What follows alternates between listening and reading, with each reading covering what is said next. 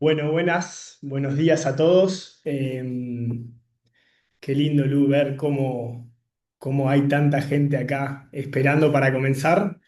Estábamos esperando unos minutitos para bueno, poder darle un espacio a la gente que está un poquito tarde. Ya somos un número muy importante, considerable, y también respetando el tiempo de las personas que se sumaron a tiempo, vamos a darle comienzo a lo que es el webinar de hoy. Bien, entonces, hoy junto a Lucía vamos a estar viendo lo que ven en pantalla, acerca de RAG, MSPs y agentes de IA, y en realidad los desafíos y aprendizajes que nosotros tuvimos en este tiempo, en estos un poquito más de 2 años, implementando este tipo de soluciones para distintas compañías y para nosotros. La idea un poquito es, bueno, generar como conocimiento, un poco una comunidad, entender, ayudarnos entre todos para comentar lo que es este tipo de tecnologías o avances que hemos tenido en los últimos años con este tipo de soluciones y poder compartirlo, ¿tá?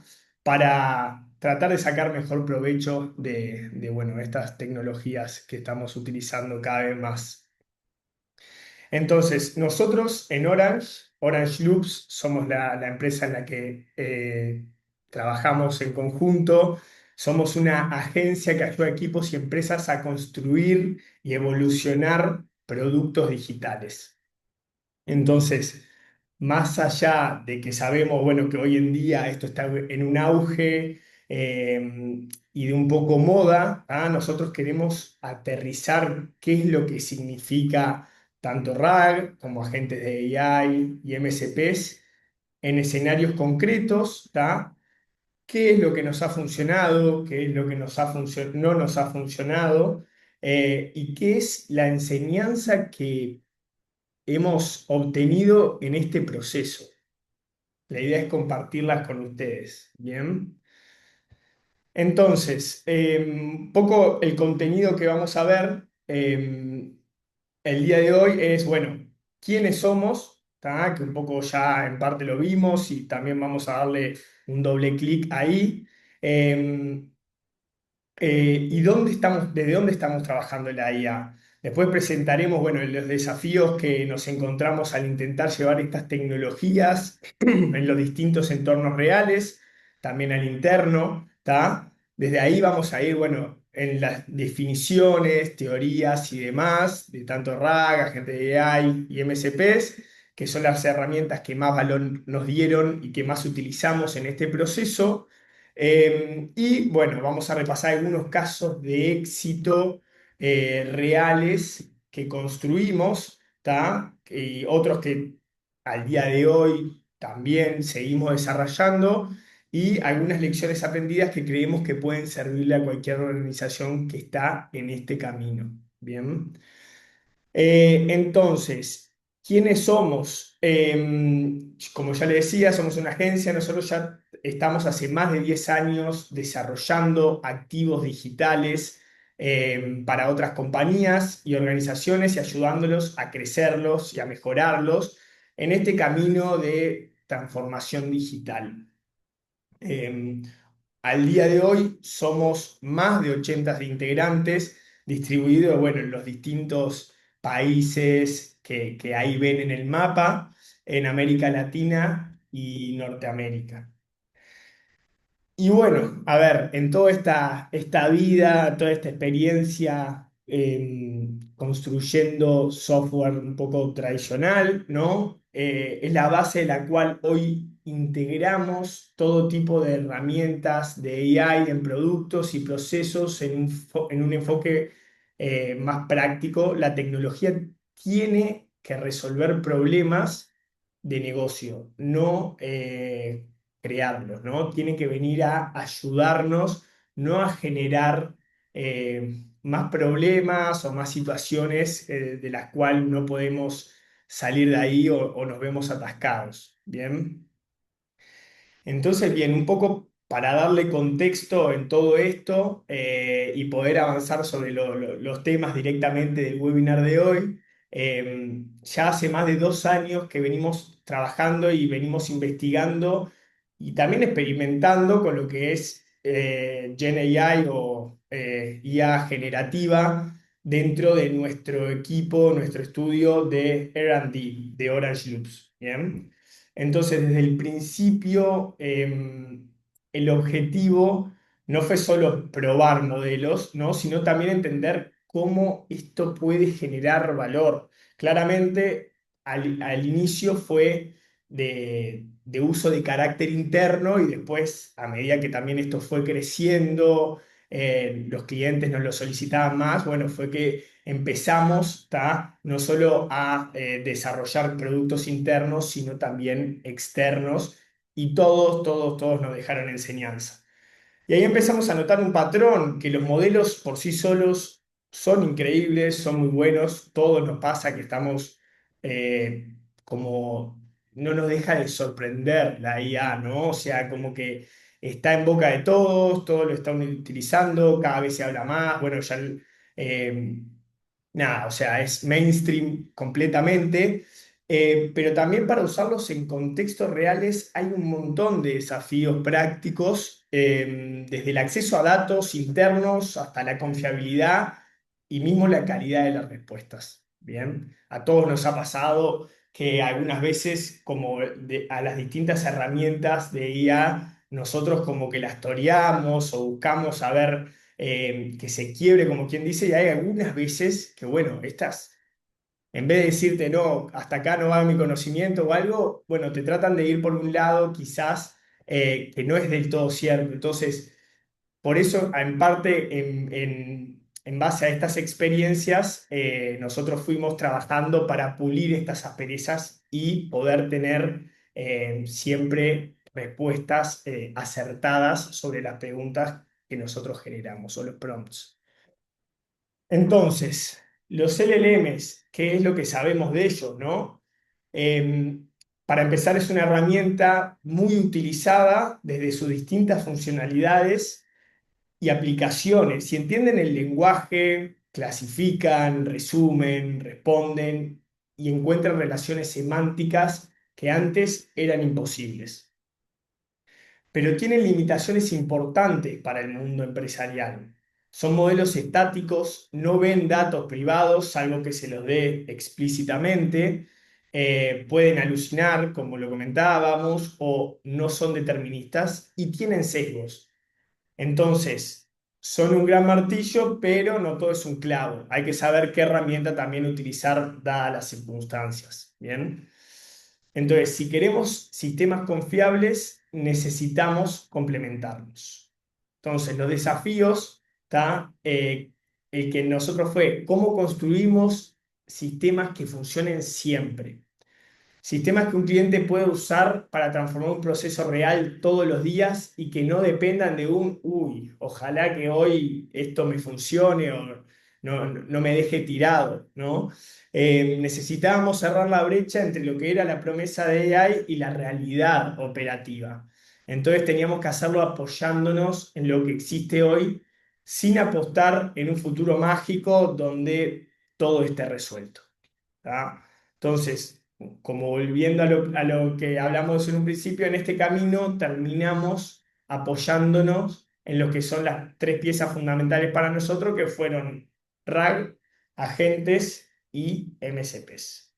Entonces, ahora le doy la palabra a Lu, que ella es la experta en todo esto, que bueno, ella también se ha encargado de hacer mucho desarrollo de estos clientes internos y demás, que nos va a contar un poquito más sobre esto que hicimos recién el preámbulo.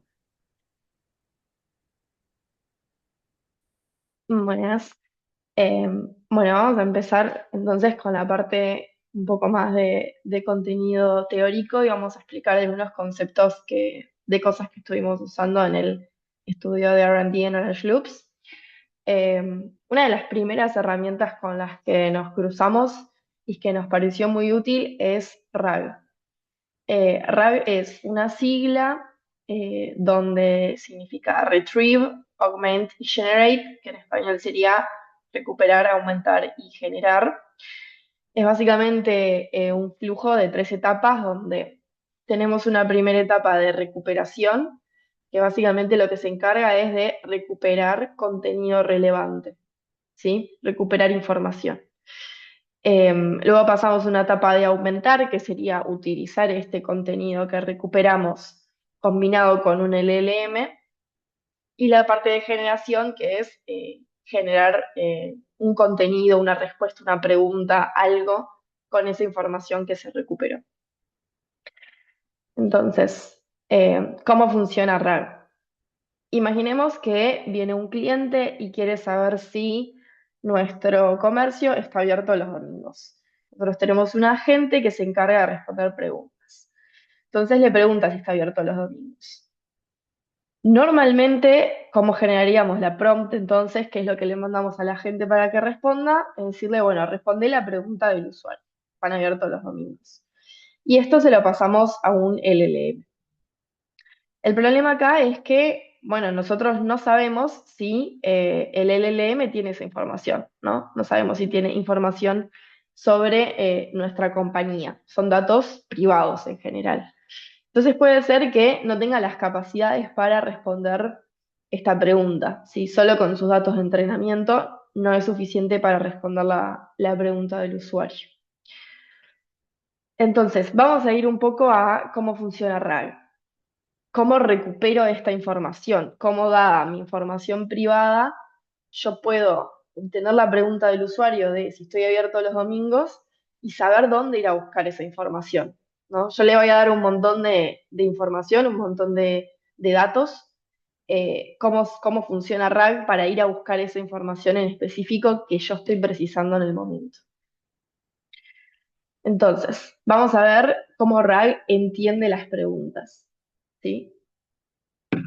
Para que el modelo pueda comparar la pregunta del usuario con un conjunto de documentos o respuestas posibles, necesito una forma en la que pueda representar qué está significando esta palabra, ¿sí? Yo le doy un conjunto de palabras y él tiene que asociarle algo que pueda darle sentido, ¿sí? Que él pueda interpretar. Entonces, como todo en la computación, se basa básicamente en números. Entonces, ¿cómo funciona esto? Nosotros vamos a usar un modelo que se llama de embeddings, que lo que hace es asignar una representación numérica a las palabras que capture su significado, ¿sí? Entonces, va a agarrar, por ejemplo, la pregunta que hizo el usuario, lo va a pasar por su modelo de embeddings y va a generar una representación numérica de esta palabra. Le va a asignar unos números, ¿sí? A estos números le vamos a llamar vectores, que es un concepto de matemática.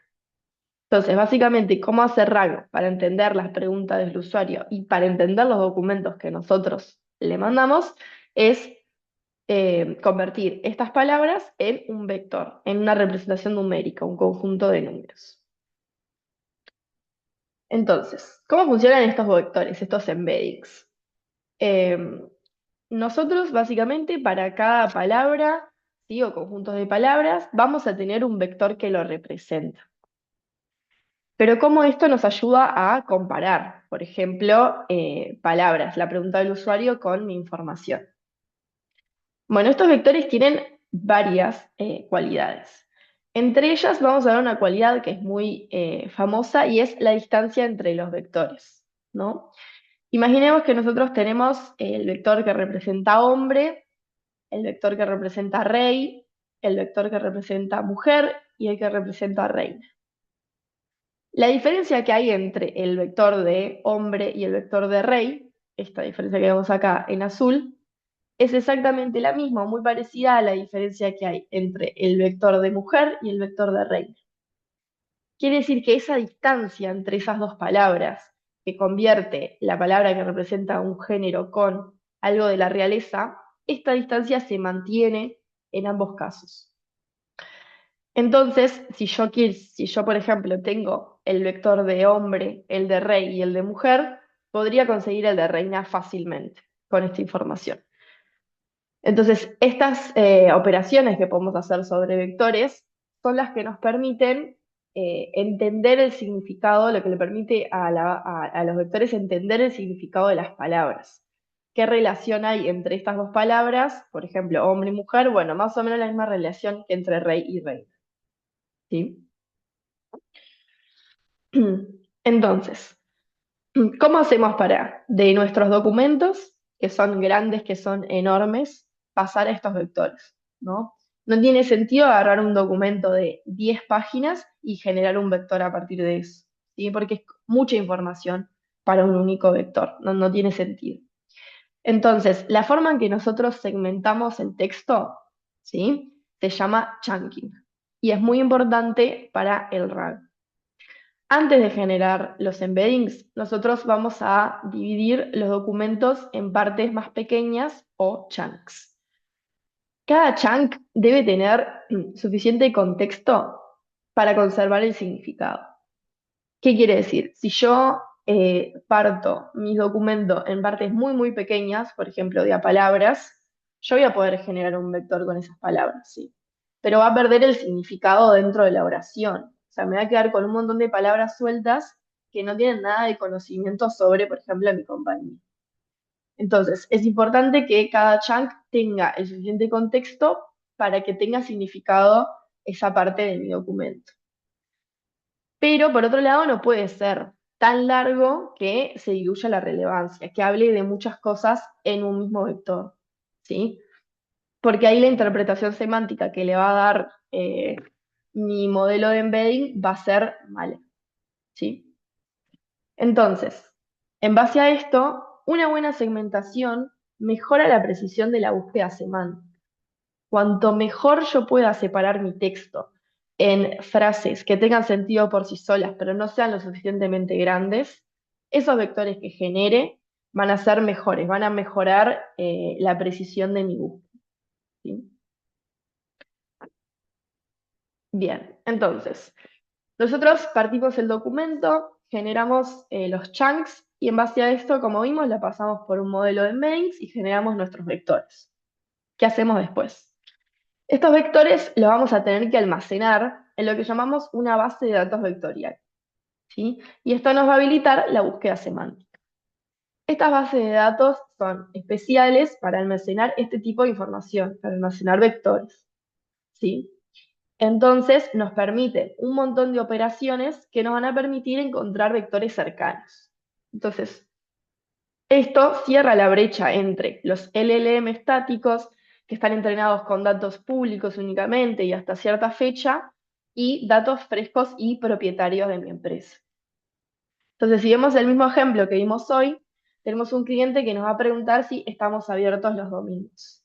Y en vez de simplemente pasarle esa pregunta al LLM, lo que vamos a hacer es tomar esta pregunta, pasarla por un modelo de embeddings y generar el vector asociado a esta pregunta. Y por otro lado, vamos a tener ya en nuestra base de datos vectorial todos los vectores de nuestra información de nuestra base de datos. Entonces vamos a ir y vamos a comparar el vector de la pregunta del usuario con todos los vectores de mi base de datos. Y vamos a recuperar n vectores, que eso lo podemos determinar nosotros, los que tengan más relevancia con la pregunta del usuario. Y ahora sí, generamos un nuevo prompt donde de vuelta le pedimos que responda a la pregunta del usuario, pero le damos la información que tiene que usar para responder esa pregunta. ¿Sí? Le decimos, usa esta información, responde la pregunta del usuario. Esto se lo pasamos al LLM y ahora sí es capaz de entender esa información que le pasamos, además de la pregunta, y responder correctamente.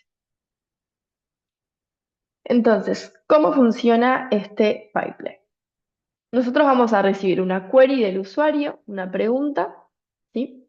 Esa pregunta va a pasar por un modelo de embeddings, ¿sí? Este modelo de embeddings nos va a generar un vector, ¿sí? Que va a ser usado para una búsqueda de similaridad en la base de datos vectorial. De esta base de datos vectorial vamos a recuperar el contexto relevante para la pregunta del usuario. Y luego vamos a combinar este contexto relevante con la pregunta del usuario, ¿sí? En un prompt, y se lo vamos a pasar al LLM. Y ahora sí, este LLM con este prompt combinado entre la pregunta del usuario y el contexto que recuperamos, va a responder usando esa información. ¿Qué beneficios tiene RAG? ¿Por qué usamos esta herramienta? Como dijimos, los LLMs tienen alucinaciones, es decir, inventan información.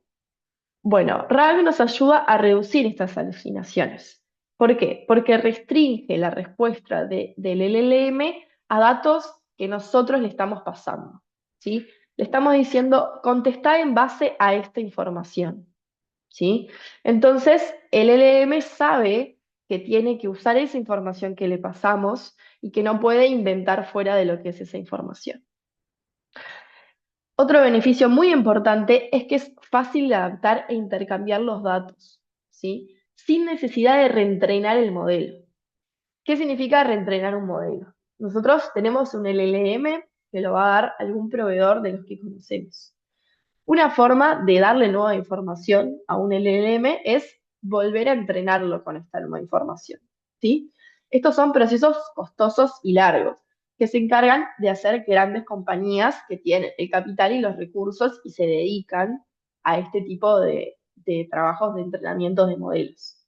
En cambio, empiezan más chicas que simplemente quieren darle un poco más de información a la gente que están construyendo, pueden usar RAG, ¿sí? Además, es fácil de intercambiar los datos. Imaginemos que decidimos, bueno, vamos a reentrenar el modelo. El mes que viene cambian los datos de mi empresa y tendría que volver a reentrenar. Entonces, con datos que sabemos que pueden cambiar de forma ágil, que es algo que cambia bastante seguido, podemos usar este tipo de herramientas para hacer un intercambio rápido de esta información. Y por último, un beneficio es que reduce los costos de los tokens al usar prompts más cortos. Nosotros a los modelos le mandamos un prompt, ¿sí? Este prompt es básicamente texto, pero los LLM no entienden texto en sí, sino lo que entienden son tokens, son pedacitos de texto que nosotros le mandamos al LLM y que él interpreta. ¿Por qué RAG reduce los costos de tokens? Bueno, porque yo en vez de mandarle toda la información de mi empresa, que sería una opción, le mando toda la información y la pregunta del usuario, busco específicamente qué información es relevante para esa pregunta. Porque imaginemos, hoy en día los LLMs pueden recibir mucha información, muchos tokens en las llamadas. Imaginemos que le mandamos un PDF de 100 páginas para que busque. Va a demorar muchísimo más que si yo a ese PDF fui y le encontré las partecitas específicas importantes para mi pregunta y le mando solo eso. Tiene que revisar mucha menos información, es más ágil, es más difícil que se confunda porque le estamos mandando específico la información importante y no un montón para que él averigüe y se fije dónde está la información. Entonces, esto nos reduce los costos de los tokens. Le mandamos menos información y más precisa. Entonces, todo esto nosotros lo usamos actualmente como una herramienta de un agente de inteligencia artificial. ¿Pero qué es un agente de inteligencia artificial? Son sistemas que son capaces de ejecutar tareas de manera autónoma. Es decir, no precisan supervisión humana para realizar una tarea. Si ellos le dan una tarea y la resuelven. Son basados en diseñar flujos de trabajo con ciertas herramientas que tenemos disponibles. Y abarcan funciones que van más allá de simplemente el procesamiento del lenguaje natural que sabemos que un LLM puede hacer. Esto incluye toma de decisiones y resolución de problemas más complejos. Entonces, como vemos en el esquema, el LLM es parte de nuestro agente de IA, ¿sí? Va a recibir un cierto input, una entrada del usuario, que puede ser una pregunta, pero no es simplemente el LLM, ¿sí? Tiene herramientas que nos permiten hacer recuperación de datos, como recién vimos RAGs, tiene tools o herramientas, y lo vamos a ver ahora, pero básicamente le dan funciones a un LLM, le dan capacidades que las definimos nosotras, y además tiene memoria, puede recordar la conversación que tuvo. No es simplemente voy, le mando un mensaje y él se olvida, sino que él se va acordando de la conversación que tuvimos, de todo lo que fuimos hablando.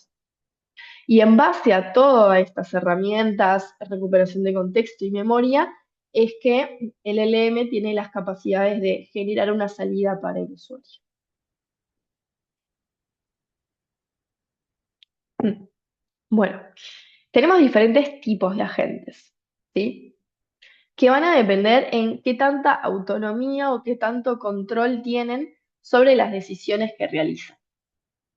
Por un lado, a la izquierda tenemos un agente que funciona más como un router.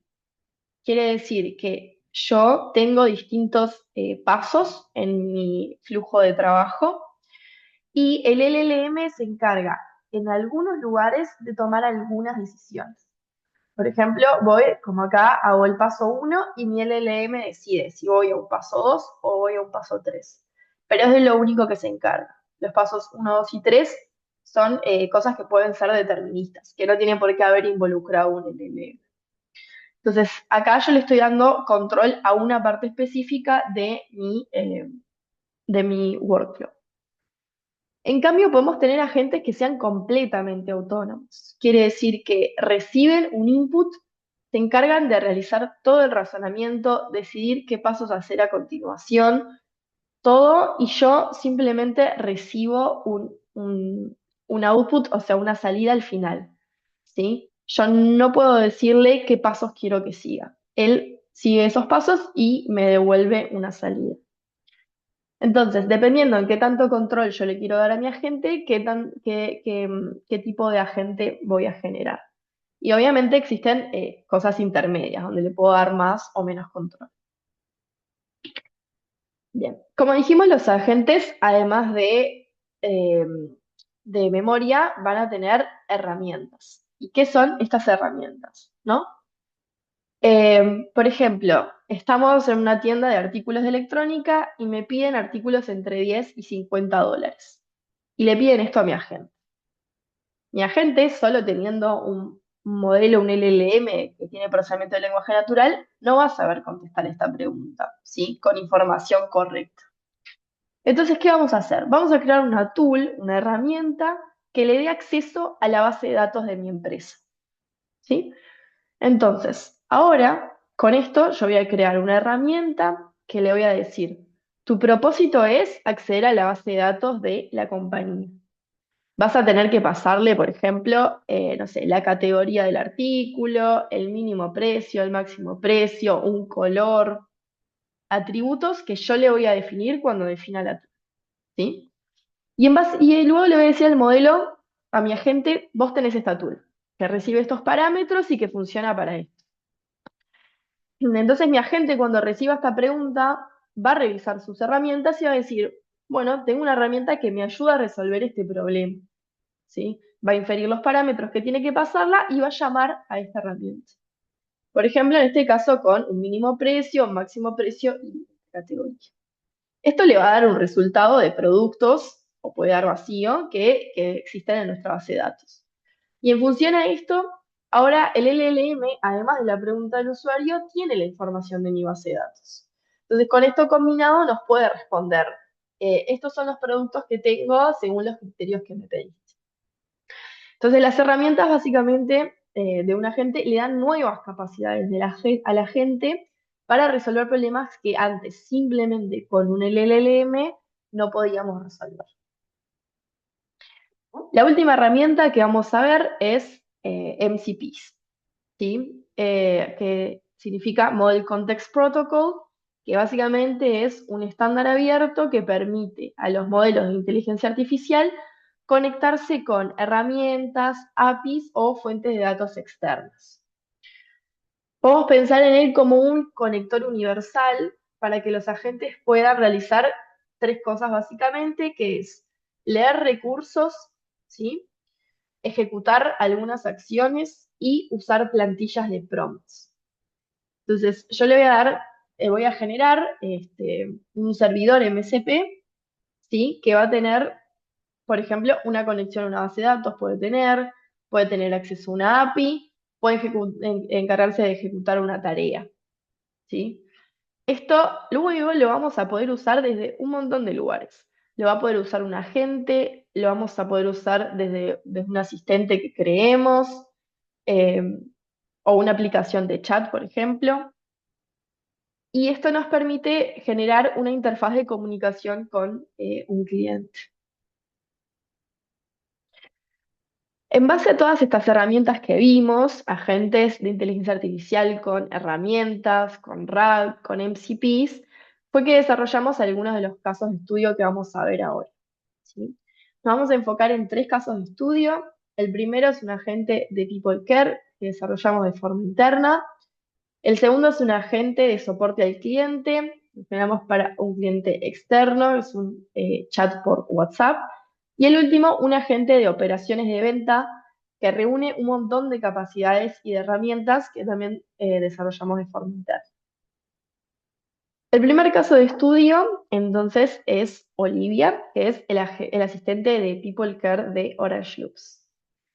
Su función principal es responder preguntas frecuentes sobre políticas y procedimientos de la empresa.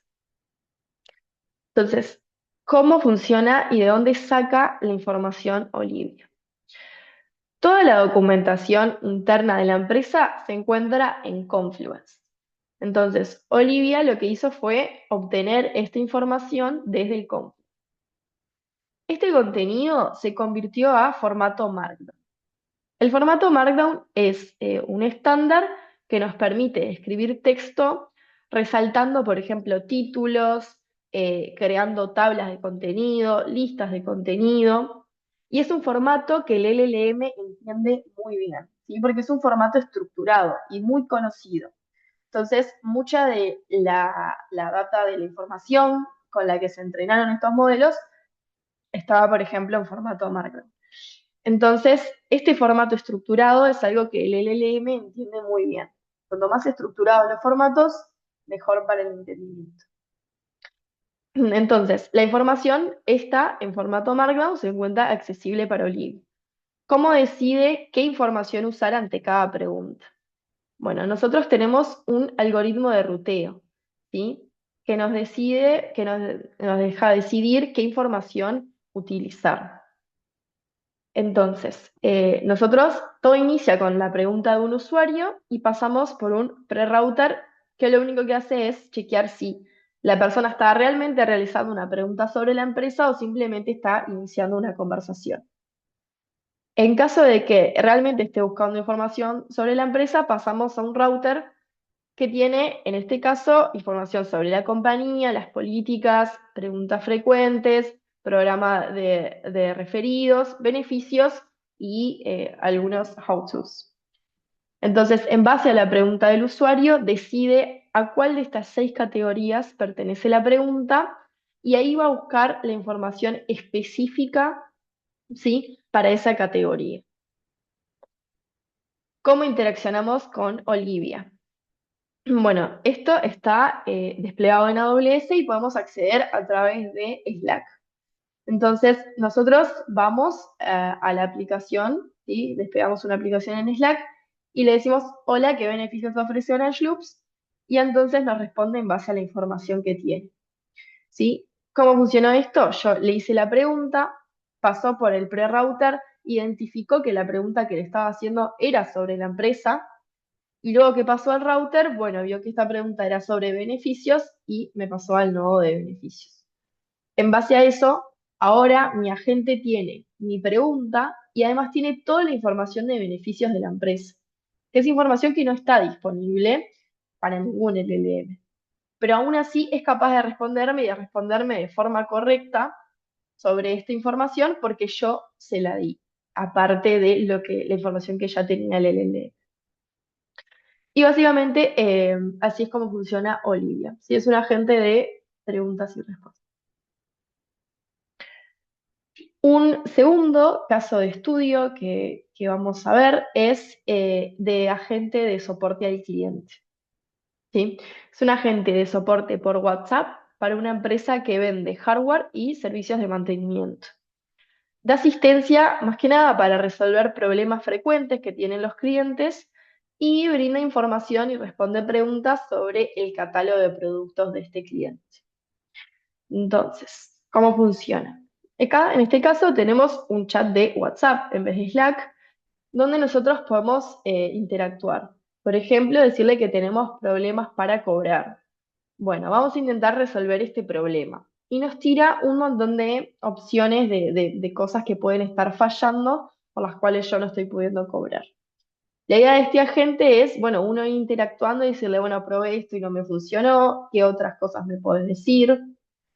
Y bueno, si este agente terminó todo de su base de conocimiento, ya te intentó ayudar de todas las maneras posibles y no funcionó, lo que tiene es un escalamiento a un humano. Es decir, va a decir, bueno, yo a partir de este momento me doy cuenta que ya no te puedo ayudar, vamos a pasar este problema a un humano que te dé soporte y que te pueda ayudar.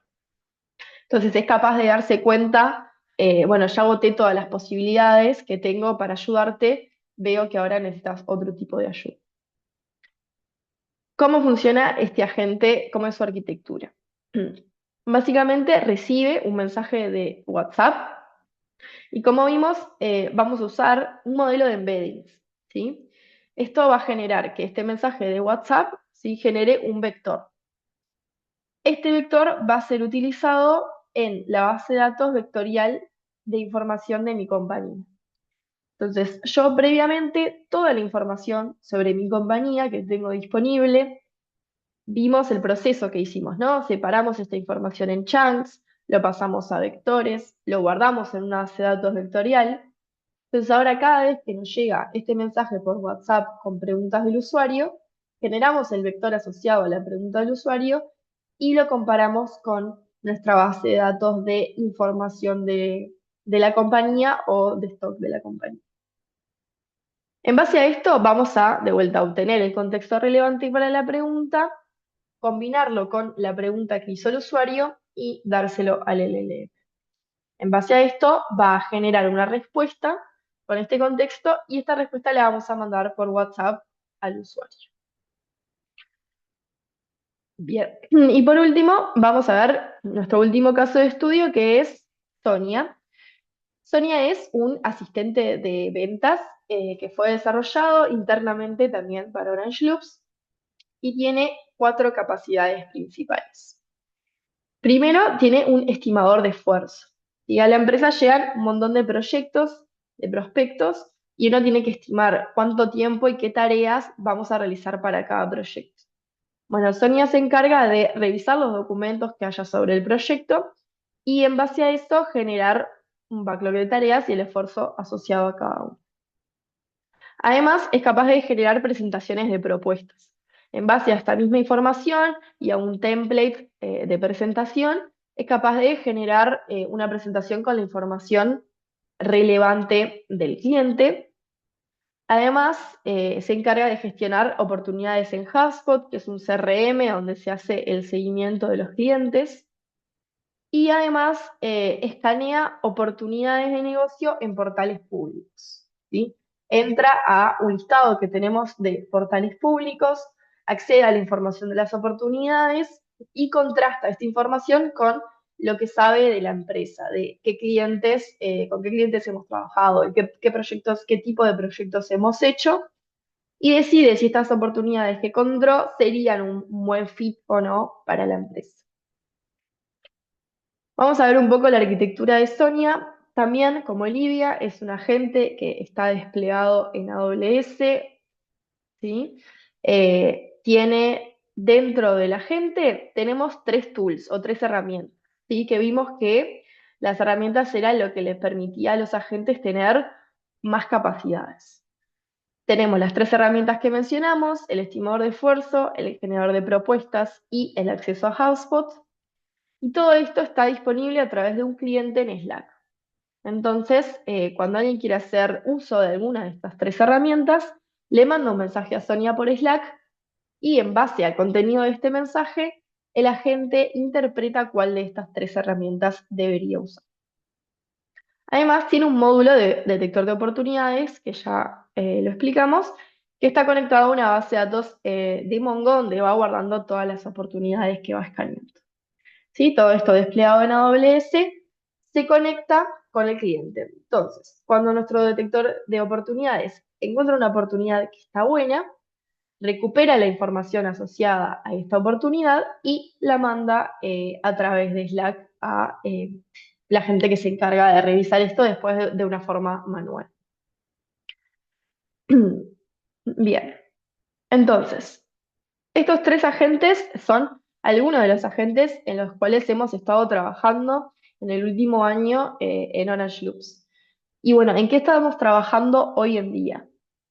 Eh, con el boom de los agentes, algo que se planteó, ¿sí? Es usar los agentes para generar código, ¿no? Para generar aplicaciones, aplicaciones web, aplicaciones móviles. ¿Y cómo funciona todo esto? Hoy en día hay varias herramientas que ayudan y nosotros lo que estamos trabajando es un poco en usar estas herramientas, mejorarlas, darles más capacidades y ajustarlas exactamente a lo que la empresa necesita. Entonces, nosotros partimos esta generación de código en 4 etapas, que son distintas etapas del proceso de generación de una aplicación, ¿sí?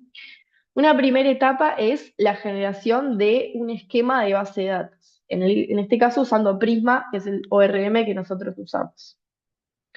Entonces, ¿cómo funciona esto? Nosotros hacemos una discovery con el cliente que eso nos genera un Figma, documentos de especificación de la aplicación, documentos de requerimientos, ¿sí? Y estas dos cosas son las que se le pasan a nuestro generador de código, ¿sí? Entonces, en un bucle de retroalimentación con el desarrollador que está usando la herramienta, se van generando las distintas capas de nuestra aplicación. Primero generamos entonces el esquema de la base de datos. Una vez que tenemos eso, vamos a pasar a la generación de un CRUD, ¿sí? Entonces, ya tenemos las entidades, generamos el CRUD en base a este esquema de Prisma, ¿sí? Luego podemos generar toda la parte de APIs, de lógica de negocio, de flujos de trabajo que corresponden al backend, ¿sí? Todas las eh, operaciones, todas las funciones que va a necesitar mi aplicación para funcionar. En base a, por ejemplo, ya conocer qué entidades tiene mi aplicación. También va a requerir una interacción capaz y un ida y vuelta con el desarrollador. Y una vez que tenemos esto, pasamos a la etapa de UI, ¿sí? La parte visual. Entonces, ahora mi agente, mi generador de código, ya conoce cómo son las entidades, qué funciones tiene para llamar disponibles, también tiene acceso al Figma, y en base a todo esto va a generar una UI, ¿sí? Entonces va a generar la parte visual y además la conexión con el backend. Hoy en día nos estamos enfocando más que nada en mejorar la parte de la conexión del frontend con el backend, ¿sí? La verdad es que estas herramientas son muy buenas para la generación de cosas visuales, más teniendo acceso al Figma. Entonces, lo que se está trabajando hoy en día más que nada es la conexión de esto con el backend que ya fue generado. Y bien, en base a todo esto que estuvimos hablando, aprendimos distintas lecciones a través de la generación de todos estos agentes. Entonces, una de nuestras primeras lecciones fue que el lenguaje y el contexto son muy importantes. Pequeñas diferencias de vocabulario pueden modificar el significado, ¿sí? Incluso cuando uno está usando embeddings. ¿Por qué? Porque hay términos regionales o muy específicos de un dominio que pueden eludir un poco la lógica de este modelo de embeddings. Nos pasó específicamente, por ejemplo, con la palabra licencia. En Uruguay y algunos países de Río de la Plata tenemos la palabra licencia como vacaciones. Si me voy de licencia es me voy de vacaciones. Pero el modelo no está acostumbrado a que usen licencia con ese significado, sino más como un licencia de software, por ejemplo. Entonces, en Olivia específicamente, cuando preguntaban, por ejemplo, ¿qué días de licencia tengo? El modelo no entendía a qué se refería con licencia. Le costaba entender a qué se refería la pregunta del usuario, ¿sí?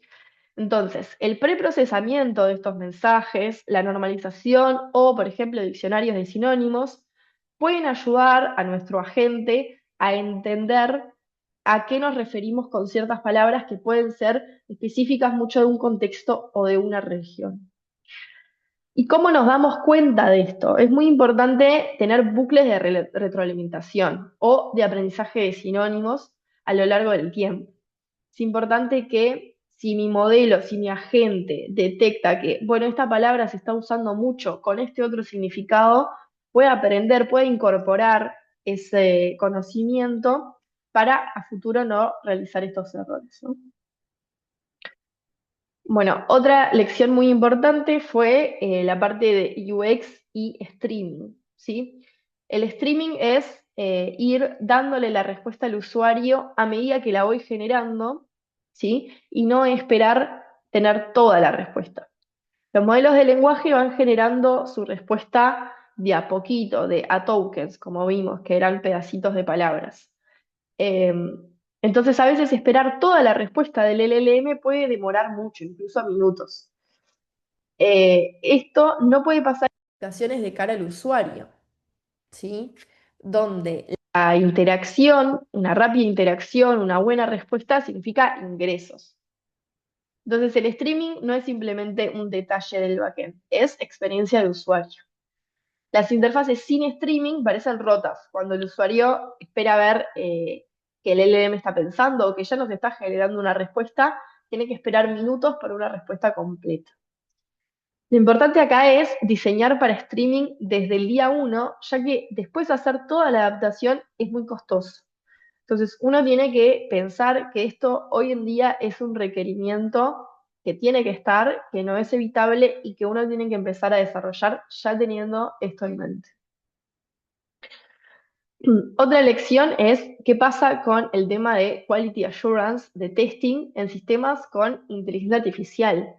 ¿Cómo probamos a esto que es una bestia no determinista, que no siempre devuelve las mismas respuestas?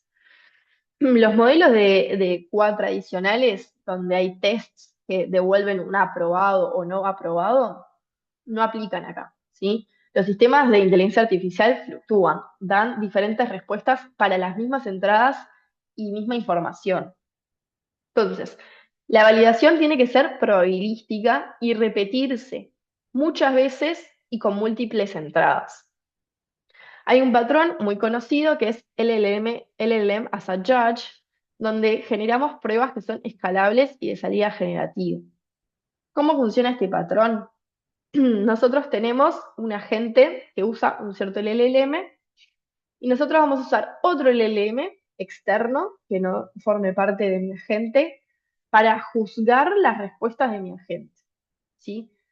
Entonces, vamos a definir umbrales de qué es suficientemente bueno para una respuesta, pero nunca de perfección. No vamos a esperar que una respuesta sea perfecta, sino que hay que definirle qué es suficientemente bueno para nosotros.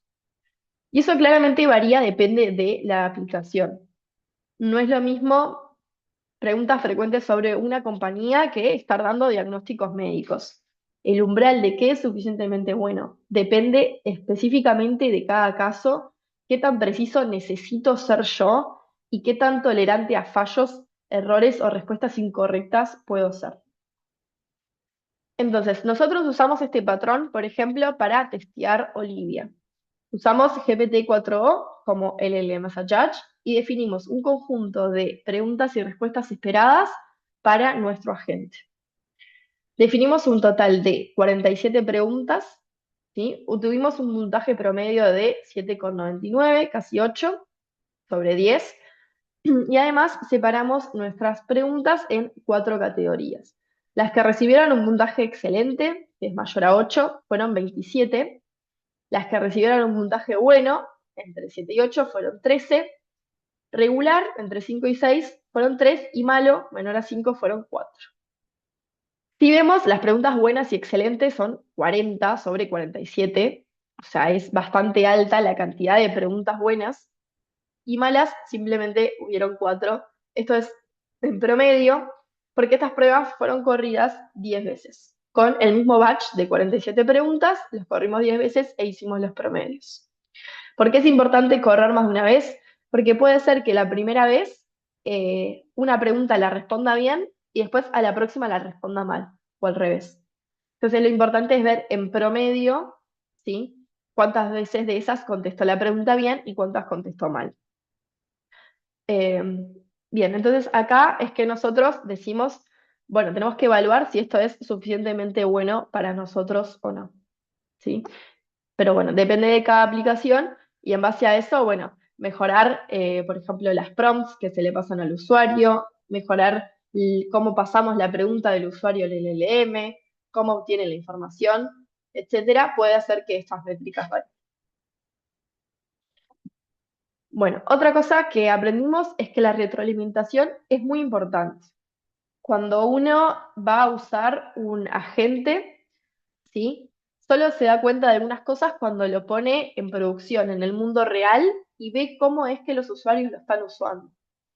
¿Sí? Los usuarios del día a día detectan fallas sutiles en escenarios de uso reales que a veces uno testeando no se da cuenta de que ese era un escenario posible o de que esa falla podría ocurrir. Entonces, tener instrumentados canales de feedback ayudan a descubrir estos puntos ciegos y casos bordes, ¿no? Si el usuario puede dar feedback a las respuestas, por ejemplo, de mi agente, yo puedo usar esta información para seguir dándole información a mi agente sobre cómo responder, ¿sí? Otra cosa importante es clasificar y priorizar este feedback, ¿sí? Ver qué parte de este feedback nos es útil para seguir aumentando nuestras pruebas y para mejorar el rendimiento de la gente. En general, cuando una respuesta es fallida, cuando no responde lo que se estaba esperando, puede ser que la recuperación de información fue mala, no se hizo la recuperación de la información adecuada, entonces el LLM no tenía la información para contestar, por lo tanto contestó mal. ¿Esto qué indica? Por ejemplo, que nuestra base de datos vectorial no está funcionando correctamente o que la pregunta del usuario no está siendo procesada de forma adecuada para recuperar la información.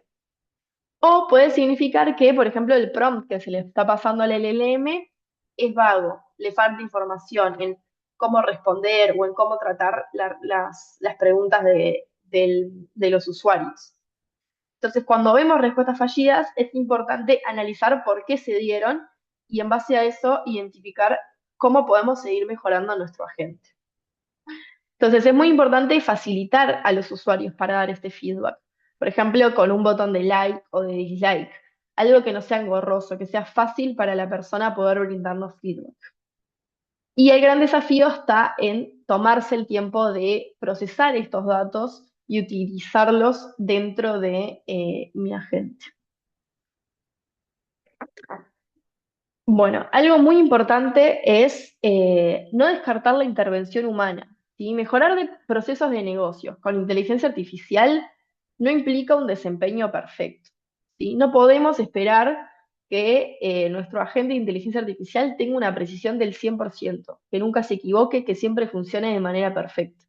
Podemos intentarnos acercarnos lo más posible, y es lo que queremos, acercarnos lo más posible a un 100% de perfección, pero es imposible hoy en día lograrlo, porque como dijimos, nuestros modelos LLM son no deterministas, entonces no siempre nos dan la misma respuesta. Es importante, entonces, utilizar intervención humana.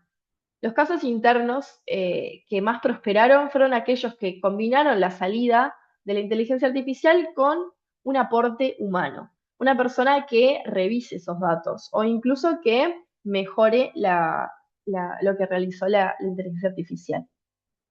Entonces, pensando en esta forma, los agentes de IA no tienen que ser perfectos, solo nos tienen que ahorrar un montón de trabajo.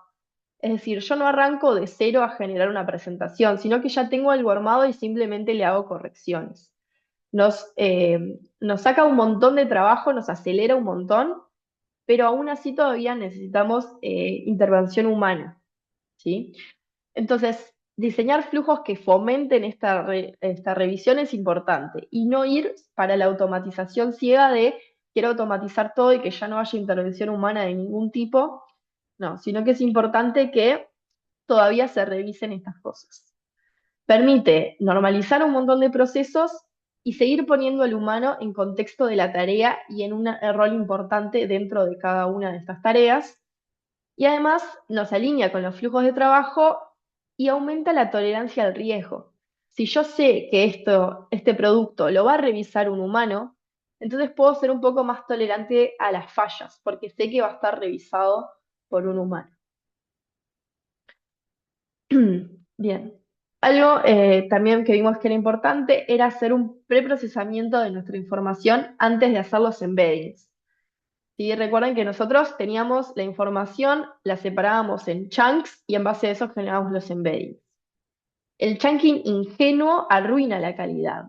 ¿Sí? Si yo tengo un documento y tengo que partirlo porque es muy grande y lo parto así nomás, cuando yo genere los embeddings de eso, no van a tener mucho sentido. Voy a perder un montón de información valiosa, depende de dónde esté cortando mi información. Puedo cortar frases por la mitad, que pierdan totalmente el sentido. Entonces, nos pasó, por ejemplo, en Olivia, que al principio utilizamos el texto desde Confluence sin procesar, y a partir de eso se realizaron los embeddings. Se cortaba aleatoriamente en algún lado. Esto fue rápido, ¿sí? No requiere ningún preprocesamiento, nada, es descargar la información y hacer los embeddings, pero no funcionaba muy bien, ¿sí? La calidad de las respuestas no era tan buena como se esperaba. Las divisiones vectoriales cortaban oraciones o conceptos que degradaban la semántica. Entonces, el vector que se generaba no tenía sentido. Entonces, lo que aprendimos fue que un chunking deficiente genera embeddings deficientes, lo que genera una mala recuperación semántica, lo que genera malas respuestas de la gente. Entonces, por no saber o por no entender cómo cortar ese texto, estábamos obteniendo malas respuestas de nuestra gente. ¿Cuál fue la solución que encontramos? Bueno, utilizar texto preprocesado en formato Markdown para respetar la semántica de la información. Hoy en día hay un montón de modelos de embeddings que saben cómo tratar contenido que está en Markdown y que son muy buenos para ello. Entonces, la calidad del indexado es muy importante. Si nosotros tenemos basura en nuestra base de datos vectorial, el LLM recibe basura y responde basura. Entonces, es muy importante que la información que tenemos en nuestra base de datos vectorial sea, tenga una buena semántica, ¿sí? Que se entienda qué es lo que hay en esa información.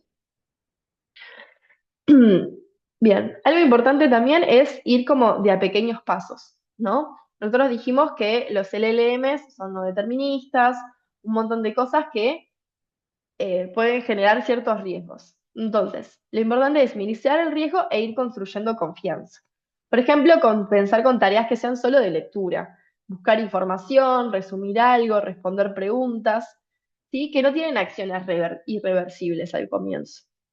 E ir habilitando escritura o actualización gradualmente conforme nosotros veamos que las capacidades de la gente son buenas, hagamos pruebas y veamos que funciona en la mayoría de los casos, y ir construyendo esta confianza mediante transparencia e interacciones guiadas con el usuario. ¿Sí? Y bueno, por último, el cambio cultural es difícil.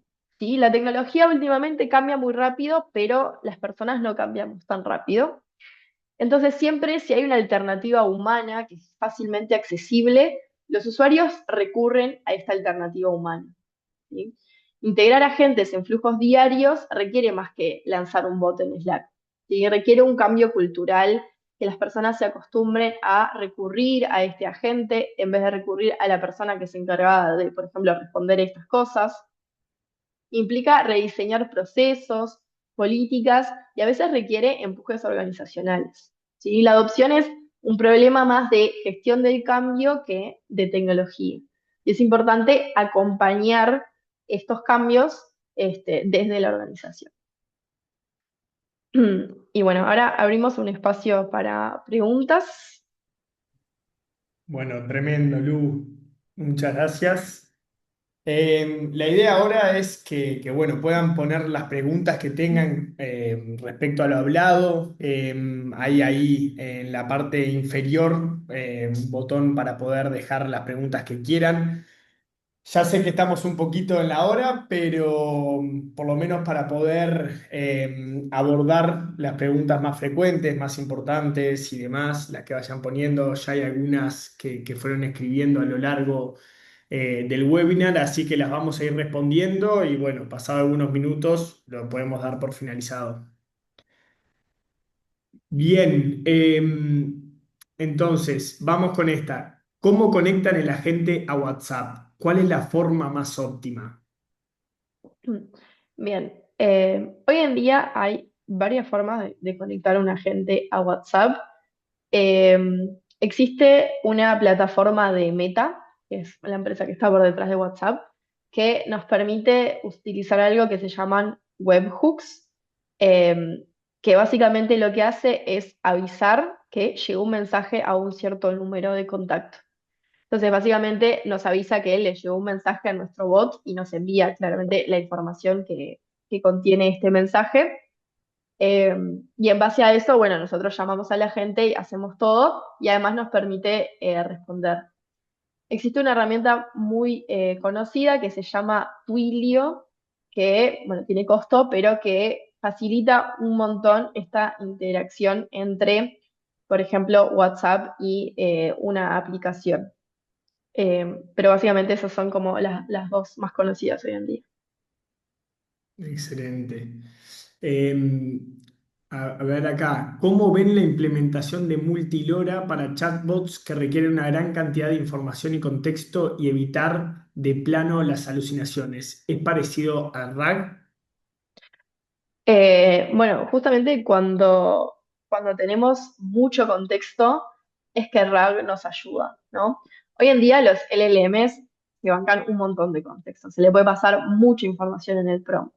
Pero bueno, llega un punto en el cual esto deja de ser útil, es demasiada información, el LLM se marea o a veces incluso no da la ventana de contexto para mandarle todo.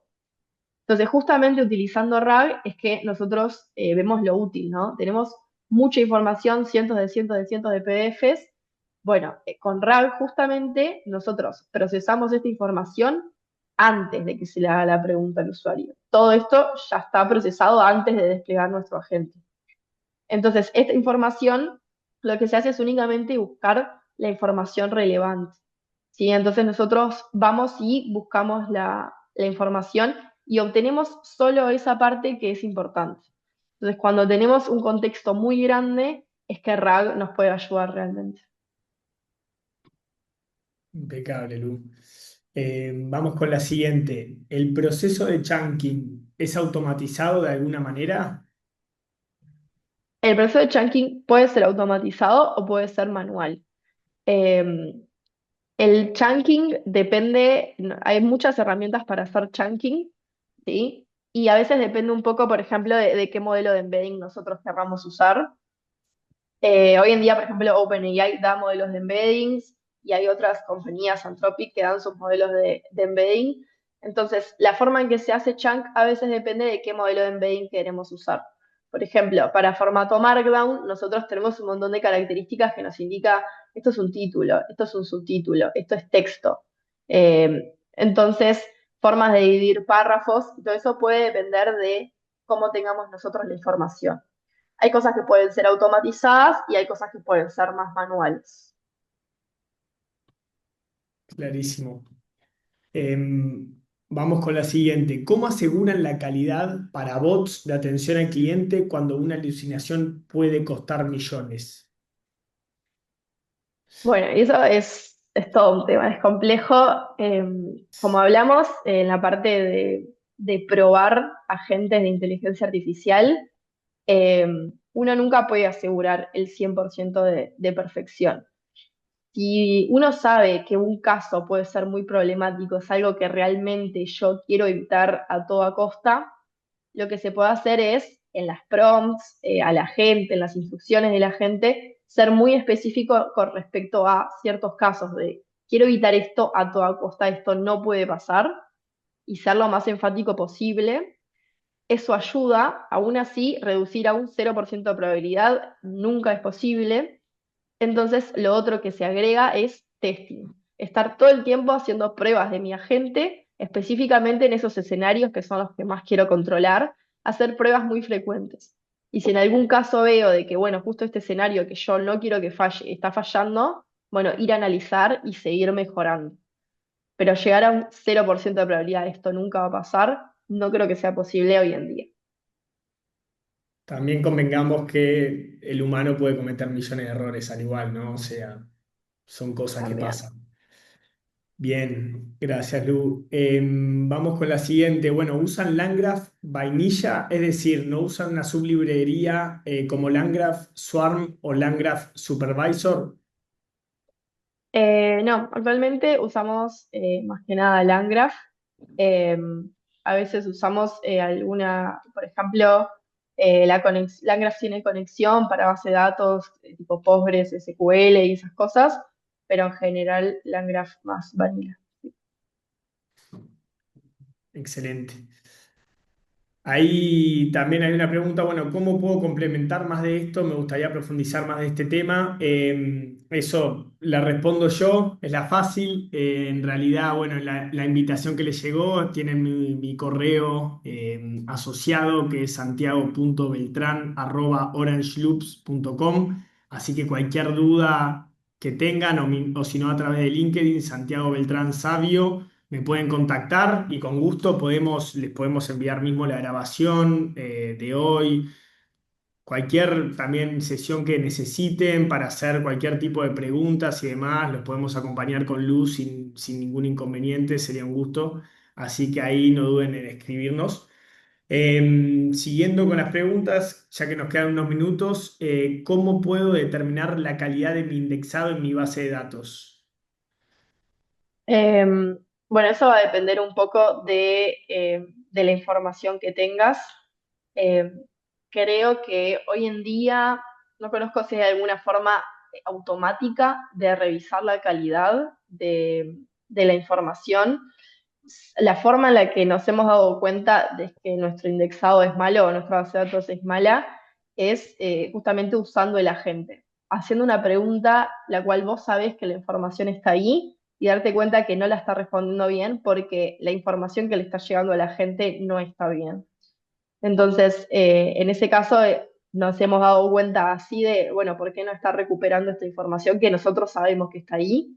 Y ahí darnos cuenta de que sí, la información que estaba, cómo estaba partiendo la información no era la más óptima y ahí fue que cambiamos, por ejemplo, el formato Markdown, pero no conozco si hay una forma automatizada para realizar eso.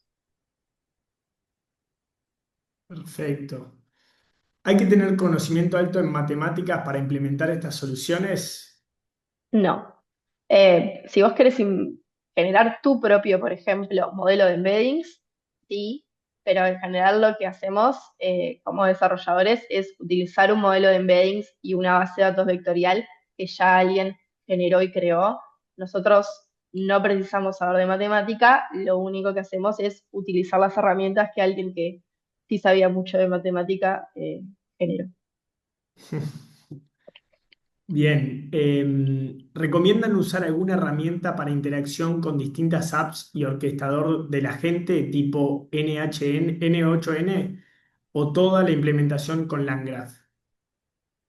Y ahí un poco depende de qué tanto control quieras tener sobre tu aplicación y qué tan compleja es.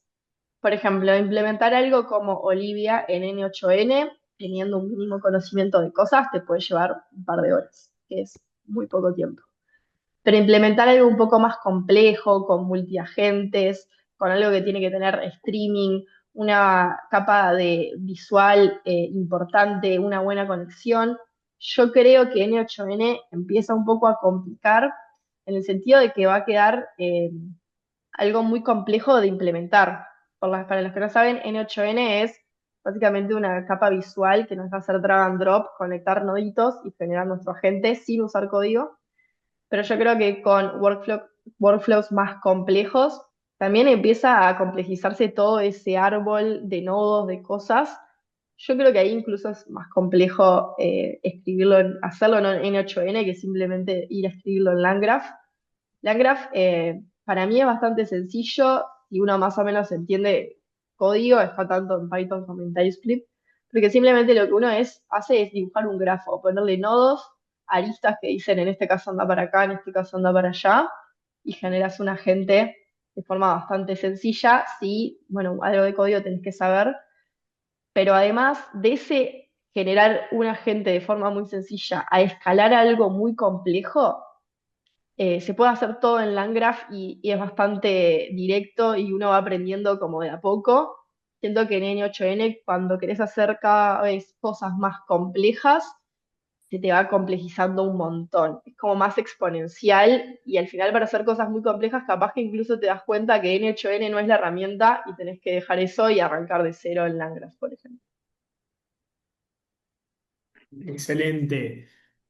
¿Recomiendan usar alguna herramienta para interacción? Bueno, perdón, es la que ya vimos. ¿Ya vieron la posibilidad de hacer MSPs y agentes locales usando SLMs? ¿También es posible? Bueno, nosotros investigamos un poco sobre desplegar modelos locales. Algo que vimos es que las máquinas virtuales que se precisan para eso son muy costosas, de precios de alrededor de $100 la hora, lo cual es bastante costoso. Y para máquinas un poco más en cuenta, no encontramos un modelo que realmente nos diera los resultados que nos da OpenAI. Eh, entonces, la verdad es que no investigamos mucho más de desplegar cosas locales. Excelente. ¿Cuáles creen que serán los casos donde más se utilice MSP? Yo creo que MSP se va a empezar a usar más y más porque lo que permite MSP es generar todo un conjunto de prompts, de recursos y de herramientas que se pueden utilizar por muchos agentes, ¿no? Entonces, capaz que yo tengo, por ejemplo, una aplicación y quiero que agentes se puedan conectar a mi aplicación de una manera que sea fácil, sencilla y que sea para todos la misma. Entonces, genero un MCP para que se puedan conectar a mi aplicación y cualquier persona que quiera ser un agente simplemente usa ese MCP y se conecta. Y si alguien quiere copiar eso, es como exactamente lo mismo. Eso de poder brindar un protocolo que es igual para todos es lo que creo que hace que se esté adoptando cada vez más. Y no es simplemente una tool que la tengo que volver a reescribir. No, antes yo generaba a mi agente, le quería escribir las tools, las tenías que escribir siempre para cada agente que vaya a generar, aunque sea copiar y pegar código, pero la tengo que escribir de vuelta. El MCP lo puedo tener ahí funcionando y todos mis agentes van y se conectan ahí, lo tengo subido en un solo lugar y si lo cambio, ahí se cambia para todos mis agentes. O sea, como que evita mucho el reutilizar, o sea, nos permite reutilizar herramientas y no estar volviendo a escribir 1000 veces lo mismo. Bien. Cuando tengo muchos orígenes de datos, ¿cómo asigno las prioridades respecto de la calidad de la información que debe consumir una AI? Bueno, cuando tenés varias fuentes de información, una forma es combinar esto, por ejemplo, hacer RAG separados para cada fuente de información y después, por ejemplo, combinar esta información.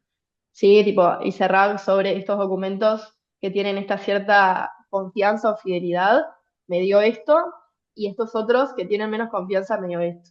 Y esto se lo puedes decir a la gente. Esta base de datos de conocimiento, priorizala porque tiene una confianza del 95% de que esta información es correcta.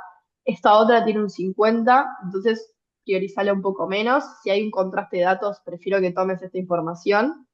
Eh, puede ser como dado a un LLM en la prompt, este, parte de mi agente. Y si no, bueno, como habíamos visto, nosotros podemos definir un agente donde el LLM no es el que se encarga de todo, sino de pequeños pasitos, ¿no? Entonces puede haber un LLM, puede ser, por ejemplo, hacemos RAG, recuperamos la información y hay un LLM que lo único que hace es contrastar las dos informaciones, ver cuál es la más confiable y recién eso se le pasa a mi agente principal que responde, ¿no? Entonces hay varias estrategias, depende de cómo quieres implementar. Bueno, vamos llegando a las últimas. Entonces, ¿en qué medida es posible implementar este tipo de soluciones desde una perspectiva no-code o ayudado fuertemente por la IA, siendo que no tengo conocimiento de programación y demás? En caso de tipo cero conocimiento de programación, de nunca escribí una línea de código, yo creo que iría más por una plataforma tipo N8N, eh, que te permite escribir algo de código, pero en realidad no lo precisás. Para workflows sencillos es fácil de usar. Eh, Cosas como un Agent Mode de Copilot o ChatGPT o Claude te pueden ayudar a escribir un código, pero si uno no sabe nada, es muy difícil, ante el mínimo error que tenga el agente, ya te trancás y ya no sabes cómo seguir y ya es como una frustración. Entonces, para gente totalmente no técnica, no lo recomiendo tanto. Sí puede ser una forma de aprender, ¿no? Si te interesa pasar a soluciones que sean de código, sí me parece una muy buena herramienta para ir aprendiendo, pero si no es la idea, N8N me parece una buena herramienta para empezar. Perfecto. Bueno, ¿existen otras alternativas como LangGraph y que así de potente o ya LangGraph se presta para hacer cosas complejas? Existen otras alternativas, pero LangGraph me parece que es lo suficientemente potente como para realizar cualquier cosa que se te pueda ocurrir hoy. Tiene integraciones con muchas plataformas que lo hacen todavía más potente. Por ejemplo, uno puede guardar la memoria de la conversación en una base de datos con una extensión aparte de LangGraph, o puede hacer otras cosas que ya empiezan a complejizar. Aún así, sé que existen otras herramientas, no usamos, pero hay otras herramientas que pueden investigarse. Bueno, vamos con la última pregunta. ¿Tienen integración de la gente con avatars interactivos usando HeyGen? No, no, por ahora no. Ah, perfecto. Bueno, ya estamos un poquito pasados de la hora. La verdad que fue un gusto tenerlos acá, poder compartir esto con ustedes. Tremendo que se hayan animado a hacer las preguntas y demás. Generar esa interacción creo que es muy valiosa para todos. Y bueno, seguiremos en contacto. La idea es poder mandarles, como les decía, que me escriban y demás, y poder mandarles lo que fue el video de hoy para que también les quede como un repositorio, lo puedan ver, lo puedan analizar en lo que necesiten y bueno, estamos a disposición para lo que sea. Ojalá nos sigamos viendo en este tipo de instancias más adelante. Así que un saludo para todos y muchas gracias. Gracias.